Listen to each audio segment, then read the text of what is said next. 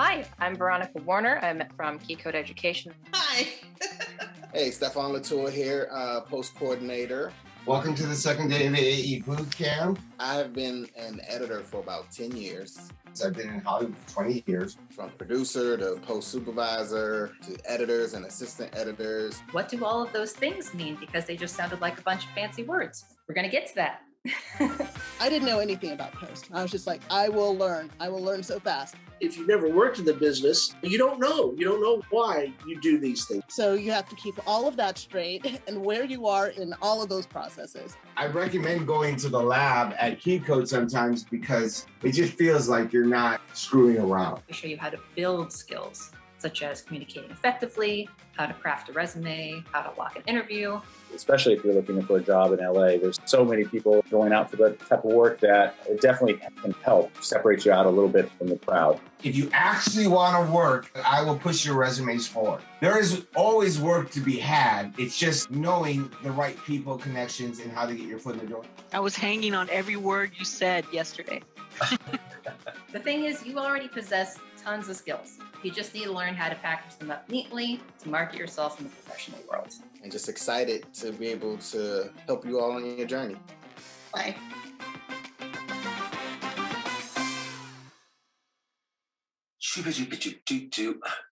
Editing, color grading, and finishing in DaVinci Resolve demands incredible throughput.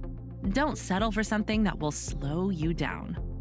Evo is the high-performance shared storage video editing server and cloud workflow solution that gives content creators the speed, capacity, and workflow tools they need to create amazing content, faster, from anywhere. Resolve users can search, tag, comment, and preview media with Share Browser, Evo's built-in media asset manager. Fully integrated as a plugin inside DaVinci Resolve, Share Browser lets you import your media directly into your media pool. Automatically transcode BRAW and other high-resolution media into edit-ready proxies with Evo, and those proxies can be automatically imported and attached directly within Resolve. All your tags and comments are brought into your Resolve workspace for a seamless editing experience, and tags are automatically converted into smart bins for easy access. Hosting the Resolve database on Evo unlocks advanced collaboration features in Resolve, and with a secure remote connection, like Evo's SNS Cloud VPN, your team can share projects and edit together in real time from anywhere in the world. There's so much more you can do with Evo for DaVinci Resolve. Sync, replicate, and transfer media on an automated schedule, or ad hoc whenever you want. Automate media backups to cloud storage for a hybrid or multi-cloud workflow. With Evo and Resolve, the possibilities are endless. Customers all over the world use Evo every day to create incredible movies, documentaries, reality TV, and instructional, promotional, and worship videos. From universities to broadcasters, game developers, and governments, Evo helps creative teams everywhere collaborate better in DaVinci Resolve. Learn more at snevo.com.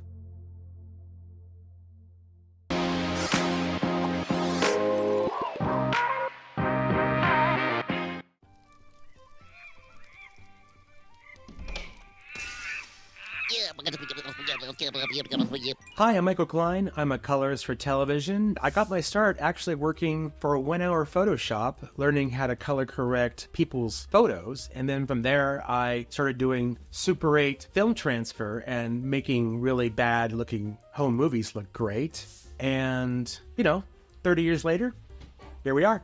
A colorist is the last person to touch the picture, and you want to bring out the color as close you can to the director's vision and the director of photography's vision. I love to color grade because I feel like I'm just taking everyone's hard work in the field and making it look like a beautiful broadcast show. The first time I colored for money was for Dick Clark's New Year's Rockin' Eve. New Year's Rockin' Eve is the highest rated show, and it was my responsibility to take the 6 cameras that were used and make it ready for air. I was color grading for at least a dozen years on Avid. I kept going to NAB and seeing that DaVinci is not just a color grading, but it's becoming an editing system, and it just caught my eye. And then you could started seeing that they had so many more tools. And so I dipped my toe in the water, I got trained, and I just fell in love. So let's quickly go through our setup. The first thing I bought was this mini panel. It's amazing how much faster you can grade on a mini panel versus just your mouse. And speed is so important in my job because, the networks are pushing to get things done faster and faster and cheaper. And so the more help you can get with a friend like the mini panel, the better I can deliver a much quicker timeline. A big time saver in my workflow are the Stream Decks. I first got this little one, and then I realized how great it was, and I got the big one. And you can actually download pre-programmed buttons for DaVinci Resolve, and I have 2 sets, so I can make each Stream Deck do different things, and it's almost like having the big panel, except a small package, a lot cheaper. A little more detail, I have a microphone to do scratch tracks and record voiceovers. This dial is from Stream Deck as well, and it's my master volume for the whole room. And then if I hit a button, then it's the volume for the microphone. So it controls 2 different things, which is cool. I have a vertical monitor, which I found on a YouTube video. The guy was doing it vertically. I thought, that's genius. So I got a regular 4K. This is where I do most of my work. This is an M1 MacBook Pro that takes care of all of the monitors. Everything is coming from the MacBook Pro. I use this screen for notes, and I use this screen for my scopes. The big guy here is an LG OLED monitor that was calibrated by yours truly. This is kind of cute. This is a 3-button, which is Shift, Option, and Command. Because a lot of times when I'm editing, I have my keyboard up on the side, and I pull the mini towards me, and so that way I don't have to reach as far to get to the Option, Command, and Control keys. Before COVID, I was working for Naked and Afraid. I was going into their Sherman Oaks office, and then we kept hearing the news, and it was getting worse and worse, and we were joking. It's like, are we gonna have to do this stuff at home? And literally a day later, we had to bring everything home. So basically we grabbed computers, and they took a picture of us holding the equipment so they knew who took what. It was that fast. And we had to create from scratch a workflow where there's dozens of people that are involved. We have blur artists, we have producers, we have supervisors that all need to see what I'm doing. Once the footage is downloaded, I bring it into my Avid and I prepare it to go to Resolve, which means cleaning up a lot of tracks and making it basically a cuts and dissolves show. And I export an AAF to DaVinci Resolve, and then I close my Avid, go into DaVinci Resolve, and I grade the show. And then I render the show to an SSD drive and bring it back into Avid, relink, and all the beautiful video is there.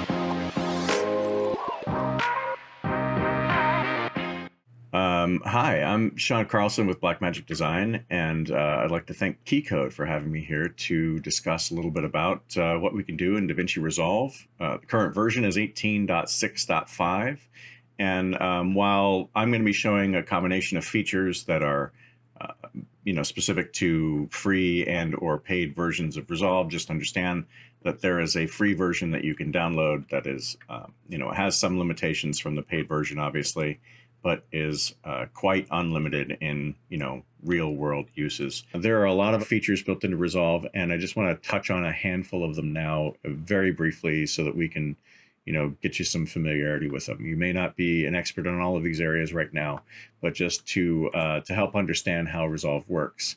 Because as I said, we're these pages organized at the bottom in a sort of a workflow ecosystem. So next in line would be Fusion. Fusion is a 3D VFX compositing software. And as I click into it, you'll know that I'm exactly where I was when I left this frame, on exactly the same frame with this source media. And the source media now identifies exactly the resolution of the source media. So that's a difference between the way Fusion handles media in scaling and the way Resolve does, because Fusion always wants to see the original media. So just look here at the bottom, I have 3 dots. you're looking at dot number 2, viewer number 2. Dot number 1 would be viewer number 1. The third dot is to my video IO. So that goes out to my confidence monitor, my grading monitor. And this tool set is deep and vast, and you'll find the same functions here for media pool access. You'll see your effects are listed here. If I click on clips, that actually shows me a thumbnail clip view of every clip that's now in my project, because in Fusion, every clip becomes a VFX comp, and it's simply engaged when you move to Fusion while your playhead is over that clip. Or you can jump from here in between clips that you want to work with. Some interesting things to note about this, as you can see, the buttons for all the frequently used tools are here. I tend to use the shortcut, which is Shift Spacebar, and Shift Spacebar will bring up a quick select tool option. So you just start filtering in, like image plane, 3D, right? So image plane 3D, might as well show it. If we take the output of our node and we drag it over the node itself that I've just added, we can basically view this as an image plane in 3D, but we don't have a viewer selected. So let's just go ahead and show you viewer 1. Now, I've put this into 3D space, and I'm using a combination of my 3 buttons on my mouse to actually dolly around in this 3D space. But what I needed to show about this is that this is an X, Y, and Z full ground plane 3D view of this element. Now, it's just in a 3D environment. Now, that's completely separate. As you can see, this pipe actually connects to media out. That's important because as I head back to the edit page, there's nothing that's processed on this. The Fusion page is just basically one big, work pad or art pad to decide where you're going to create your work. Once you pipe this out to, say, the media output, that's when it returns back to the edit page. So you won't see the result of this work until it goes back down to the media out. It's just almost the same way, if you're familiar with the color page, how the nodes in the color page work. So let's go back to the edit page so you can see that nothing's changing in here, right? In fact, I'm just going to zoom into this view, and I think it might be important to switch us back to full HD or something from this point, okay? And then where we were in the Fusion page, right? And then we're gonna move one page over to the color page. Now the color page shows us this clip thumbnail again view, because in the color page, everything is a single shot. So we're working on one shot or one clip at a time. We can, of course, create keyframes with those corrections. Those corrections are over here in this node flow. So much like I showed you how things connect from, the RGB to the RGB in, from the RGB out to the media out. In Fusion page, that's happening here in the color page as well. Only everything that happens in this node and beyond is affecting the metadata of this clip. So if I were to show, say, the scopes view and just do a little color boost on this and a little color contrast, and then take the shadows down just a hair, right? You can see that all the adjustments that I've made to this clip are indicated by the rainbow ring around the clip number, the fact that there's now a grade, and if I hover, it'll tell you a primary balance and a log grade on this clip. And you saw the scopes actually move to indicate the change in the pixel values. So in this view, you can see we have a timeline, 1, 2, 3 tracks visible. Disabling tracks for working in this view is one way to do it. Also, if they happen to be composited atop the other, you can unmix. So in this case, that's a clip above a clip. Unmix might show the transparency between it in some cases. We're looking at only an RGB pipe here. The effects that we might add to this in the color page on the node flow include these Resolve effects. So I just opened up the effects panel and Resolve effects blur and color. As I scroll, you can see all of the Resolve effects that are included. Remember, the studio version includes all of these. There's about 2/3 of these that'll be unlocked to the free version as well. And you'll find that things like face refinement, the neural engine, the relight tool, the depth map, Those are going to be limited by the studio version of Resolve as well. But again, the studio version of Resolve is only $295, and it's essentially a permanent license. So, and it's floating. In fact, when you go to the help menu, you can see deactivate license. So if you've activated with a license, you can deactivate and reactivate it on another machine. It allows you the flexibility to do that. Also, if you find that maybe you activated on a machine and then the machine broke, or you sold it, or you turned it back in for a different machine, and you forgot to deactivate, there would be a way for you to reactivate your license on the new machine and turn off the activation for the old machine. So it's a very flexible activation code system. It even allows you to have two systems running at the same time on your activation code. So you'll be able to use two machines, at the same time with your license. And then next year, or next month or tomorrow, whenever the next version of Resolve comes out, it's going to be available to you to download and be activated on your license. So very reasonable. We're not going to ask you for that $295 again next month or next year. So the color page has a tremendous amount of tools, including the ability to preview maybe looks or LUTs that you have, for your workflows. Now, what you've been noticing here is that I built this look without a LUT, but of course you can add LUTs to clips. You can add LUTs here. You can add them from the media pool. You can add them in the node flow. You can add them here, add a LUT to the node itself.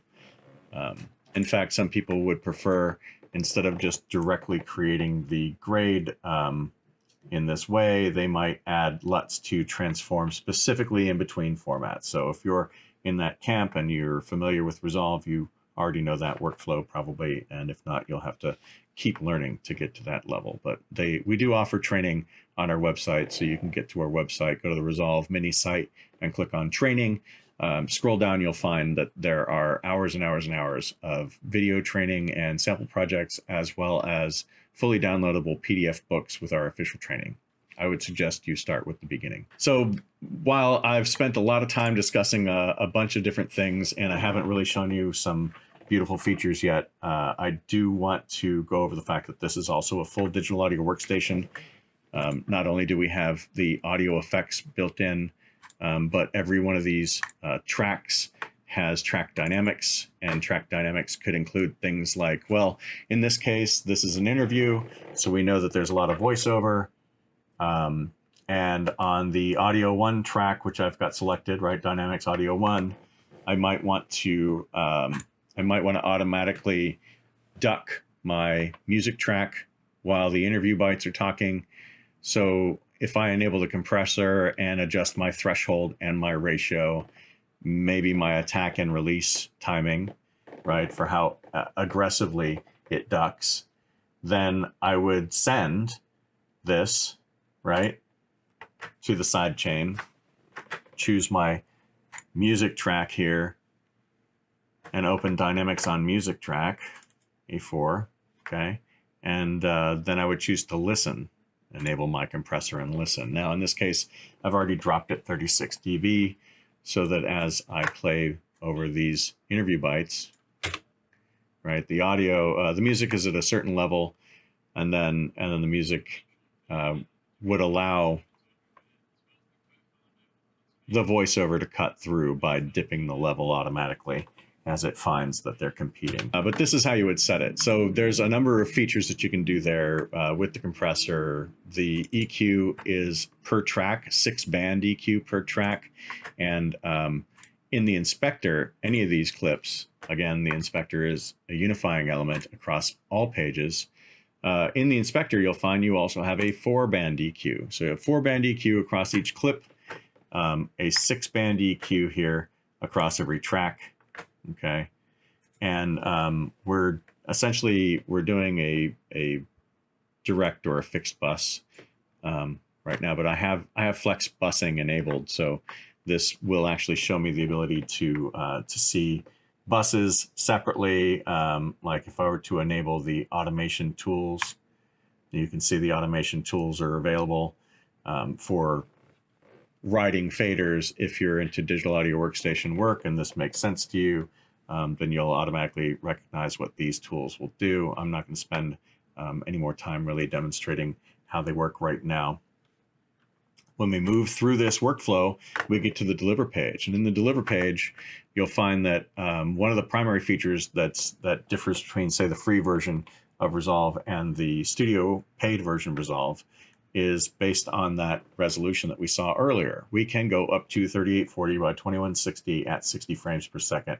So I could render out this in the free version, up to 60. In this case, I only have a 24 or 25 timeline, so I won't be able to do that from this timeline.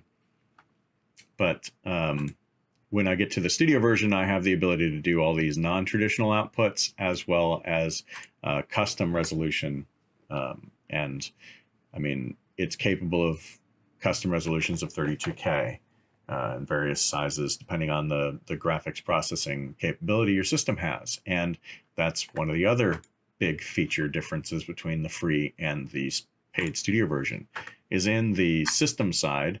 When you're looking at memory and GPU, the free version is limited to a single GPU to work with. So in your case, and like mine on the M1 Max laptop, I have a single GPU and that works just fine. However, if I had a tower machine and I wanted to stack multiple GPUs, I could actually engage multiple GPUs on the studio version.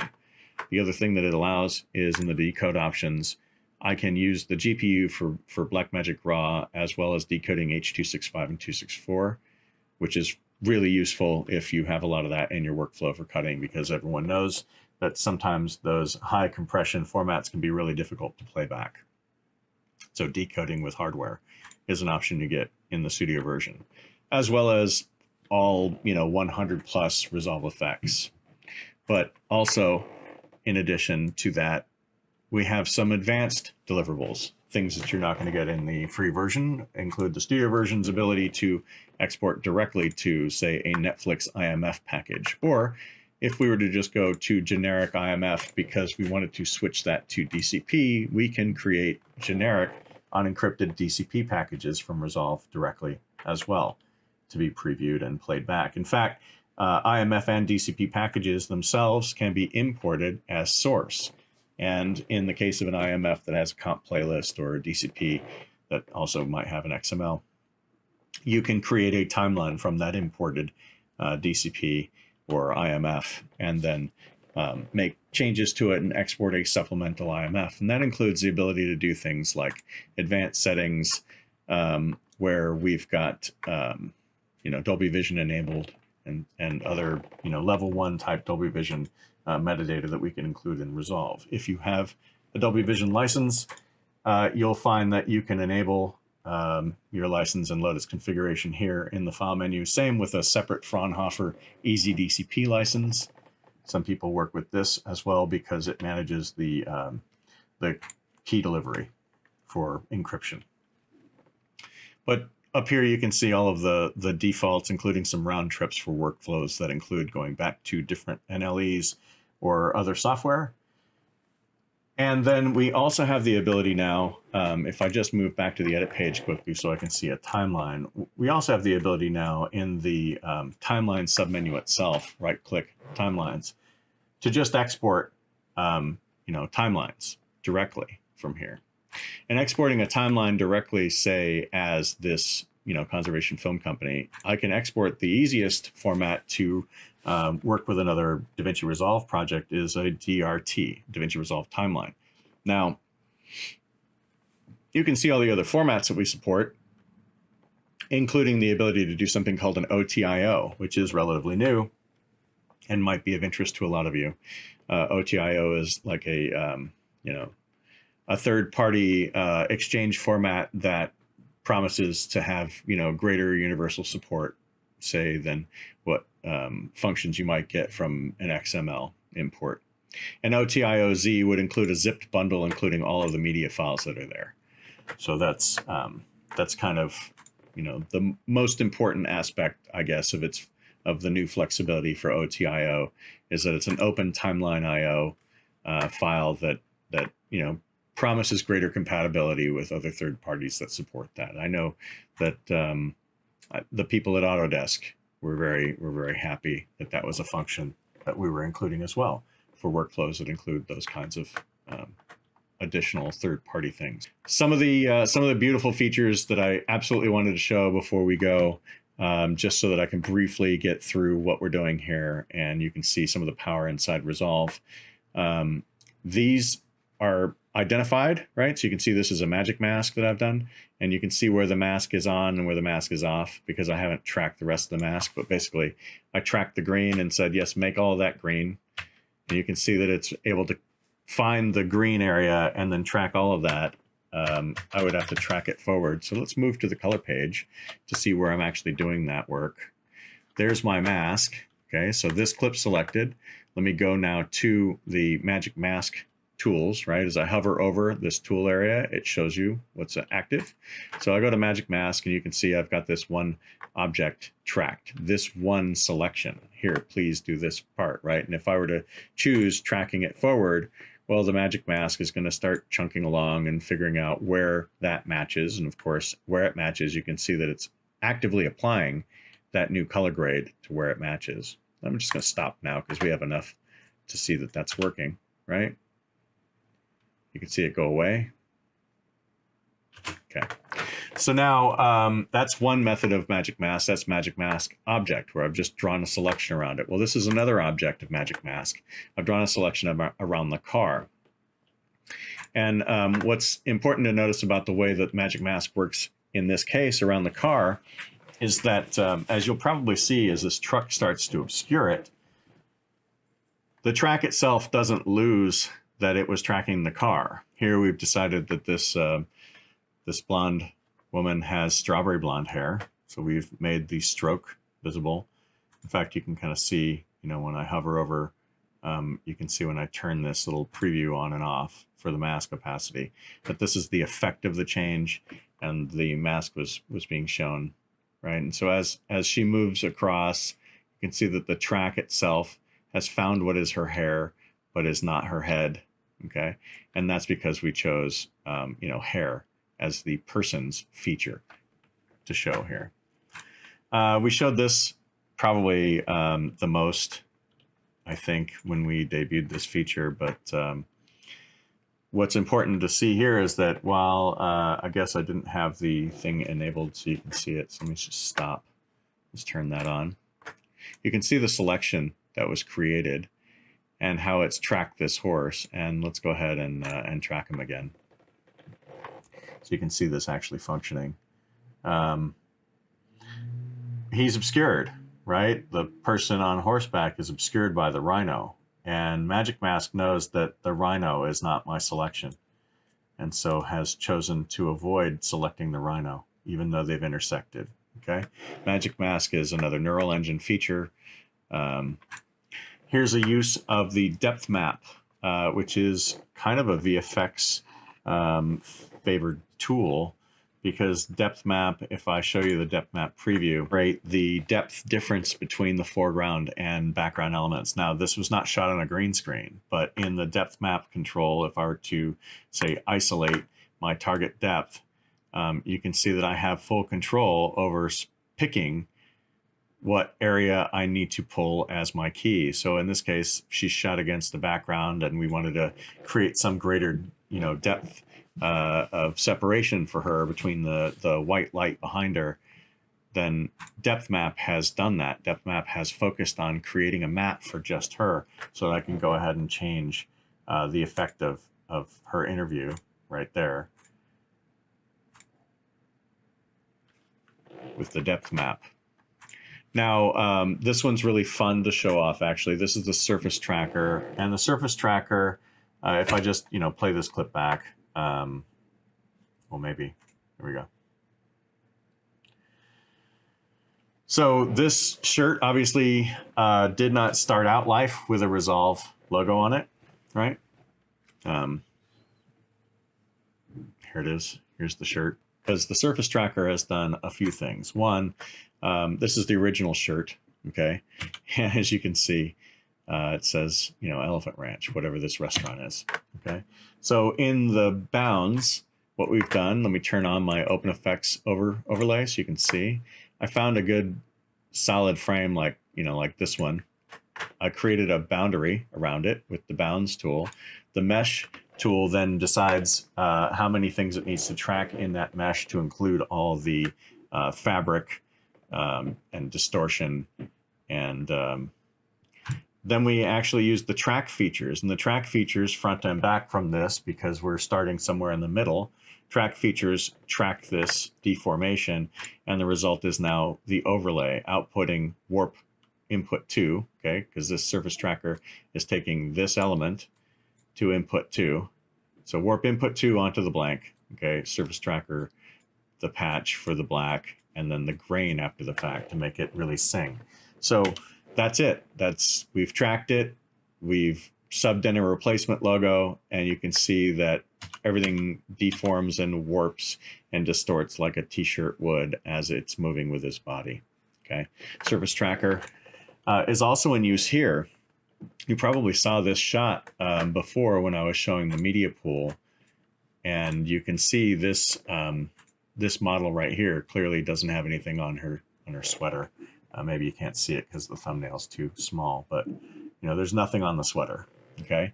But we're tracking that sweater and we're adding this little element. So that's what this looks like, right? We have distorted and tracked and attached, all right? So let's look at that. Surface tracker, with the tools on, you can see there the surface tracker is actually showing us what it's doing, okay? And it's compositing this checkerboard element over the sweater. We've done surface tracker again here, but we've done it for post makeup, right? So I've taken a good frame, and then on that frame I've drawn some eyeshadow, okay? So let's turn that off, right? No eyeshadow, eyeshadow on.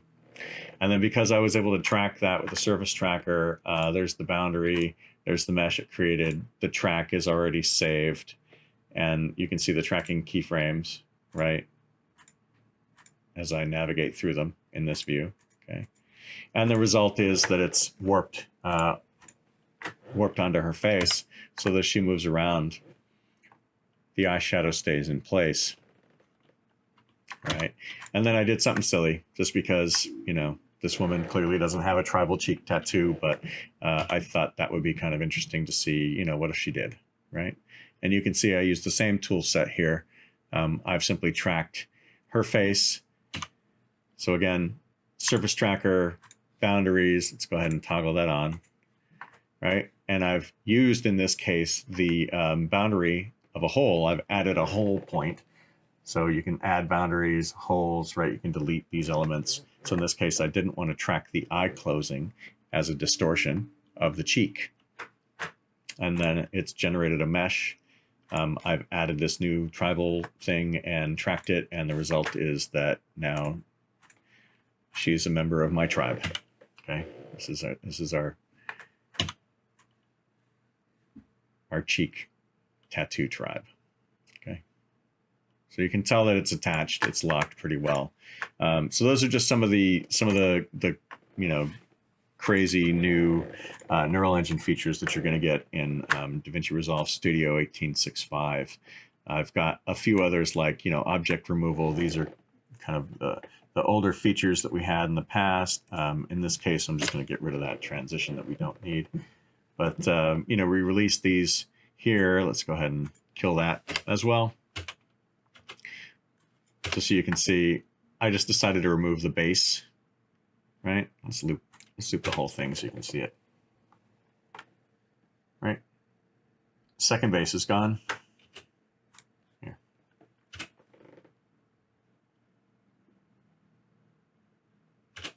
Okay, so that's done again in the color page with the option here called object removal.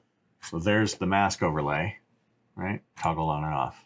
So you can see that it's basically creating a background and cloning it out, all right? So color page object removal, face refinement and beauty, these are tools that we've had in there for a little longer, and you've probably seen them at work as well, right? So in this case, here's face refinement on this woman and off. Should be pretty demonstrative there, when it toggles off. Okay, so that's the neural engine again, tracking the face itself when we're in the color page and we're looking at the clip itself. This face refinement. If I show the face refinement overlay, that's when you can see what the neural engine has found that represents her face and has tracked it. And in fact, it's opened up all these attributes for us to change, and we've changed some of them, like the forehead smoothing, and the eye bag smoothing, and eye sharpening and lighting. That's all done here. I think I've gone over and above what you all might need for these amazing examples, and hopefully I haven't gone too far over everyone's head today. But just wanted to be able to show you some of the basic features that you might encounter first as an editor inside Resolve 18.6.5, which is the current version, and of course, some of the Resolve Studio 18.6.5 features, like the neural engine features for face refinement, and all the ways that I've shown you the surface tracker and the object removal and magic mask as well. But I'd like to thank Keycode for having me here today, and I think we're going to move into Q&A right after this. So I'll be talking to you shortly. Thanks so much. Hi, okay, everyone. Jeff Singfield, CTO here at Keycode. We're live for questions now from HQ. And since we're all set up for the big Editors Lounge tomorrow night downstairs at Features Resolve, I'm coming to you live from my office instead. We're here in the final stretch, and now it's time to answer any questions y'all have.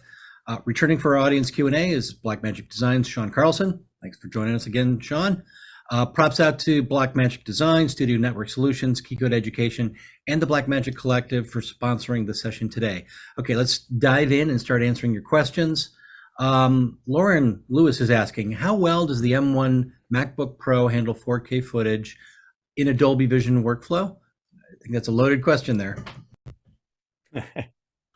So if you're tossing it to me first, sure.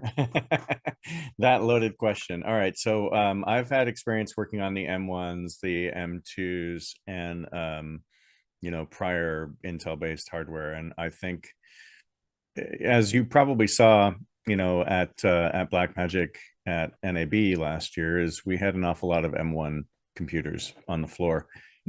Excuse me. And the base model was, I believe, an 8-core with 8 gigs. After that, I believe 16 was the base model, moved up. But I would say those work just fine in most of the cases, especially if we're talking about editorially. Now, in 4K, are you referring to UHD or 4096? And is your source media, wrapped MOV, wrapped MXF, or is it like a frame stack of, uncompressed EXRs? That's going to determine a lot of the, the relative power that you're going to experience in Resolve. But you'll know that, Resolve does use the GPU really well. Those systems come pre-installed with neural engine chips as well, and multi-core neural engine chips. So that's what we're also going to be able to use in the acceleration of the effects. In fact, you'll find in the Resolve side of things, if you look at Resolve preferences as an example, when we go to memory and GPU, you'll see this checkbox: use Apple Neural Engine when possible. So that's always, available when you're on that system. And in this case, the system that I'm showing this to you on right now is a MacBook Pro M1 Max. And also remember, there's a couple other parts to that equation as to whether things are going to behave well. If your storage stack is not adequate to the task behind it, and you're trying to, feed video into Resolve on a poor storage connection, that's going to give you some grief as well. That's one of those things. Hey, pick up the phone or jump online and visit us at Keycode, and we can have the whole discussion about your workflow and see if we can get you all dialed in and happy. Okay, Peter Berg's got a question. Curious if there's any improvements to the tools in the newest version or a recent version to help group clips together for color grading purposes, like interviews, similar setups, etc. Okay, great. So if I'm still sharing my screen, I believe you can all see that. If I switch over to the color page, one way that I might choose to group, obviously I've got a bunch of completely dissimilar things here, but if you look at the clips view, you can have a different filter for the kind of clips that you need to see in your workflow. And in some cases, you could do this with flags, right? A traditional method is to flag the entire reel, but also we use clip colors. So clip colors can be helpful because in the case of of clips that actually have a clip color assigned, right? So if this is orange, you'll see the little orange dot in this view, right? And when we're looking at this thumbnail view and the orange dots, maybe that's not as obvious, but when we get into the clip filtered view, and I said, let's just look at clip colors that are orange, please. Well, now I have another way of sorting my workflow to decide. So if you choose to filter, and let's switch back to all clips, that's one method of organizing that work, for the same scene. The other thing is you can switch into these views up here where you have the image wipe view and you have the split screen view. So when I click on split screen view, what I can do is I can say neighboring clips as well. So if we're looking at a particular, yes, no clips, that's what I show you right now. But there we go. Neighboring clips will show that where my playhead is, yes, I've got some resolve effects going on, and that's where the preview was taking a little time to generate this depth map on the neighboring clip, which is right here. This is cool. But all right, so what you can see is this is another way of kind of organizing and filtering the clips that you view. And you can then again decide that if you want to see neighbored clips, or perhaps you want to see any of these other criteria, versions and current group even, because when we're talking about groups, each clip can be in a new group, removed from a group, and then we can decide in the clips view again to show only groups, right? So only things that have been grouped. There'd be a pull down menu here of all of the groups that I've chosen with similar things like by scene or by lighting, indoors, outdoors, those kinds of things. Awesome. So Matt's got a question here. What is the best video player to preview the most accurate color after export? And if most people use QuickTime to view the final product, should you change your grade for a QuickTime viewing? And I'll give you the really quick answer is you play it back in Resolve through your Blackmagic card to a color accurate and calibrated monitor. That is the best player to give you the most accurate color. Now, we can talk about QuickTime gamma mismatches at this point. So one of the other things that pops up a lot is QuickTime gamut it's not the same across the board. So using something other than QuickTime would probably be the best thing. There's some interesting tools out there. I would not try to regrade for a QuickTime viewing. I would try to find a system that actually is going to give you the best possible viewing setup, which is not going to be on a GUI. So here's an interesting question from Stefan Latour. When opening a project DRP file on a different drive that has the same exact footage as the drive the DRP came from, is there a way to get Resolve to bring in the cache, or do we have to render again? So I hear Resolve, which sends my antenna up. It's obviously my answer. So thanks, Jeff. Export project archive. Okay, so this is where I would say that when we're in a project archive, right, and we've exported a DRA because that's the option that it wants to do, importing the DRA, and here I'll go ahead and show you the whole. We'll just put it right there so we can get to the next screen. The next screen shows that we have the ability to save the render cache with that DRA, the DRA being the DaVinci Resolve archive format. We can also choose to save the proxy media that might be attached to it as well, or we can deselect media files and choose only proxy media if we really don't want to send any heavy duty media around with this project file that can be restored. This will still play back because render cache would be carried along with it, and you have proxy media. You would just show that you'd have proxy versus camera originals or high-res source with a little icon on playback. Very cool. So a couple questions from Corey Cho. First question, is Resolve capable on delivering a DCP, DCI workflow for theatricals? Yes. There are a few tools built in here into Resolve Studio that include the ability to, if I go to the deliver page now and I come up to the left side of the render settings, if you see that there's custom as well as all of these options that you have here, for a number of workflows, including some round trips, which we might actually get to discuss in a second as well. If you look at this IMF area and choose IMF generic, right, as opposed to the IMF package rules that have been defined by, the deliverables that Disney, Netflix, and Sony Pictures would prefer, we stay on the generic side and we switch the format from IMF to DCP package. And in switching to DCP package, we're provided with the option of choosing our own codec, which is to say the Kakadu JPEG 2000 codec here. And then you'll see that Easy DCP is also an option. So in exporting these DCPs, these files will be unencrypted, and they can then be imported. They can be reused as source files in Resolve. You can import the DCP and recreate the DCP as a timeline as well from its playlists. So what you cannot do in this case without adding on Easy DCP by Fraunhofer is you cannot manage the key delivery. So there's no encrypted DCPs without going to the file menu, Easy DCP, import your license, and then manage your KDM that way. And the other thing about encrypted DCPs is usually you're going encrypted because there are security restrictions around the content, and you actually may not be allowed to use the same physical system or the same physical building to generate the keys as you generated the material.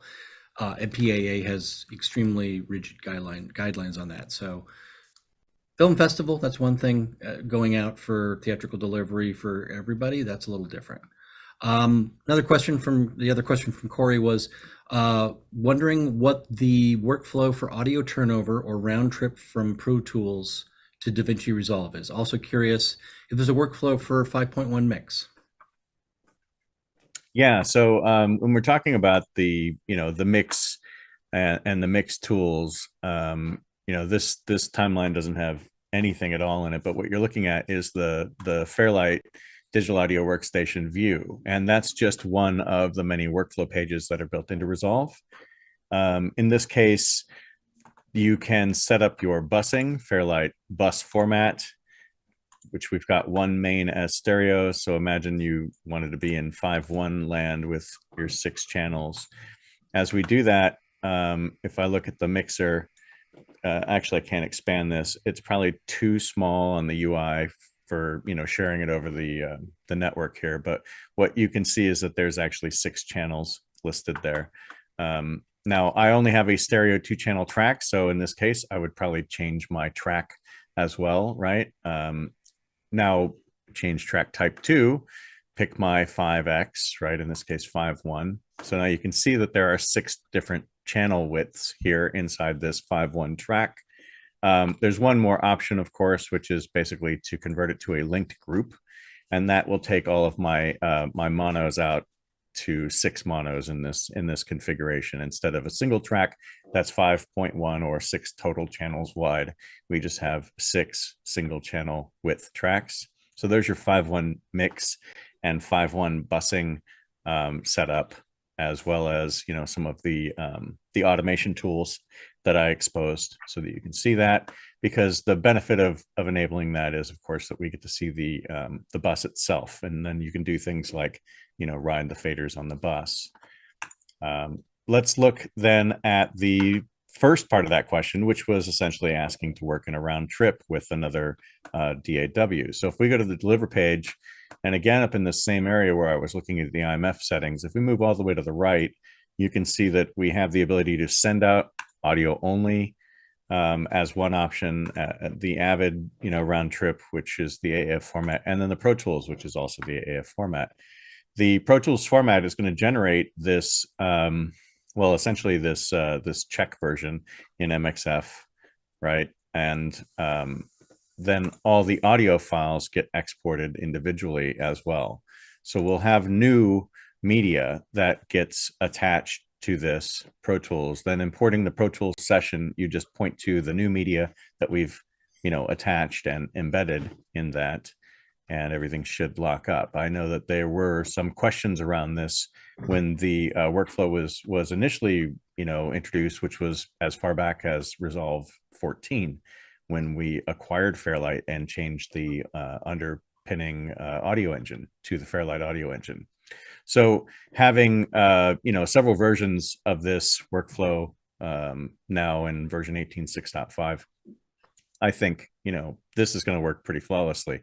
Of course, your mileage may vary, as every workflow is like a snowflake, to quote Leon. So exactly. So since we're getting into round trips, Lauren Lewis has a follow-up question. And I think it's just that one tab over.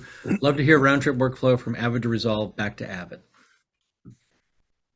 Okay, so there is your button. Essentially, it's going to do very similar things, right? In this case, however, you see that individual clips are selected in this mode, right? If I were to switch over to rendering out to just a format, right? Like if I said, let's render out to ProRes, by default, the render wants to make a single clip from my entire timeline or sequence.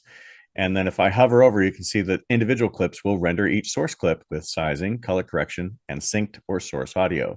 So that's the workflow that gets automatically selected when I switch over to the round trip option, right? And now it's going to write to a particular format. It's showing you the resolution, which matches the resolution of either my timeline or my project, or both, because what might not necessarily be perfectly clear just yet is that individual timelines also have their own ability to be unique from the project settings.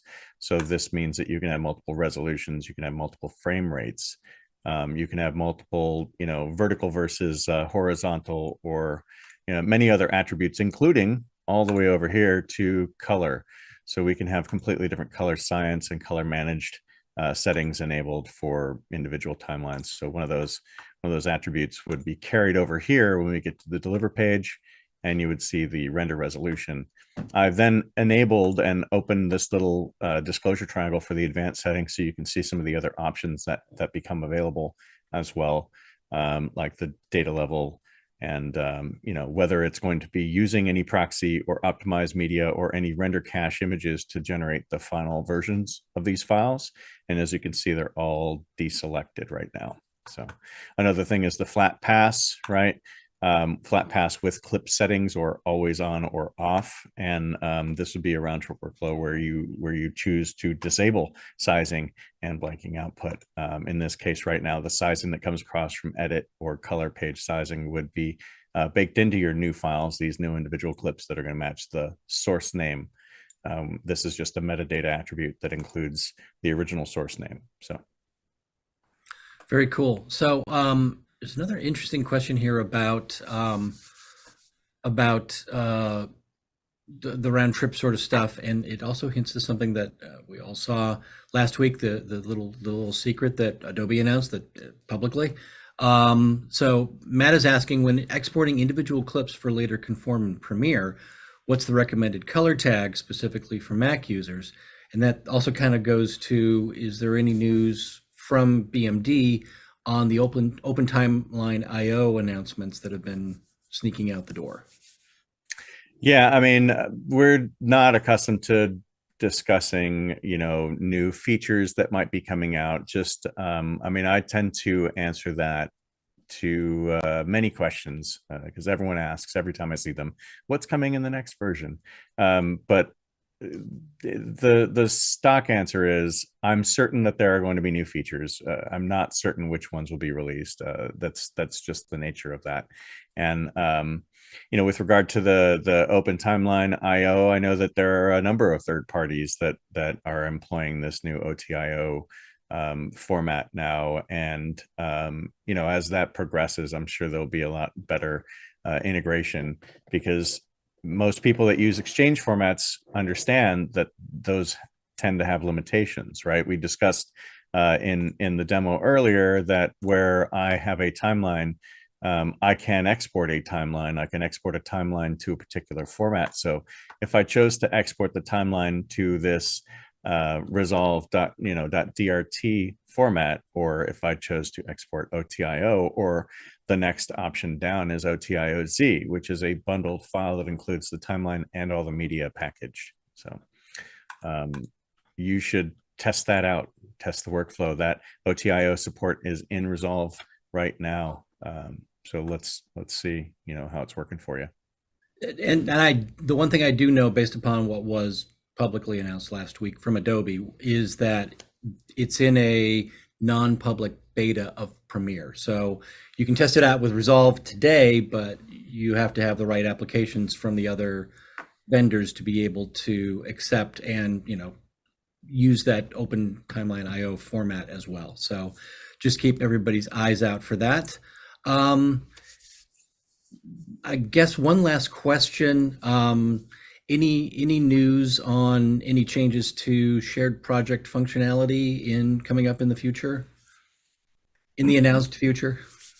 In the announced future, yeah. So there have been no announced changes, and although I would suggest that like we're on TV, right? Watch this channel, okay? Just pay attention.